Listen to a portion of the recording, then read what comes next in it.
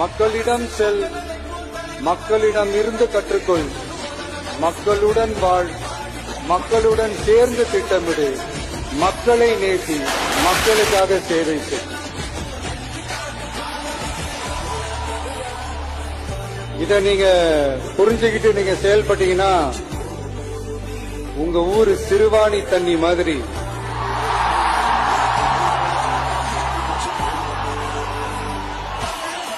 அவ்வளவு சுத்தமான ஒரு ஆட்சியா இது அமையும்.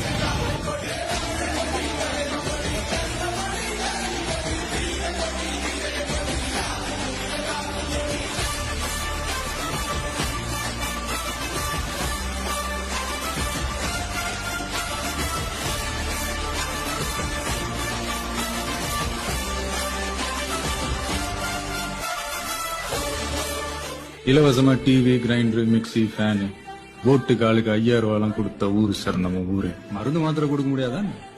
தலை சிறந்த டாக்டர்களை உருவாக்கி 34 வெளிநாடுகளுக்கு அனுப்பி வைக்கிற லிஸ்ட்ல இந்தியாவுக்கு முதலிடம். ஆனா அதே சமயம் தன்னோட சொந்த மக்களுக்காக தரமான மருத்துவத்தை தர நாடுகளோட வரிசையில் இந்தியாவுக்கு 112வது இடம். 120 கோடி மக்கள் வாழ்ற இந்த நாட்டுல வெறும் 120 பேருக்கு மட்டும் நல்ல மருத்துவம் கிடைக்கிறதுக்கு பேரு வளர்ச்சி கிடையாது. டாக்டர் பிரயோஜனமா இருக்கா?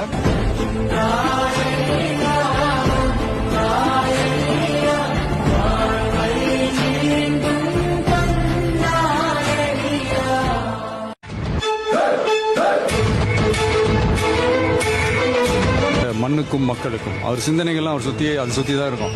மண்ணுக்கும் மக்களுக்கும் ஏதாவது ஒன்று பண்ணணும்னு, ஏதாவது ஒன்று செய்யணும்னு அப்படின்னே சொல்லிட்டு இருக்காரு.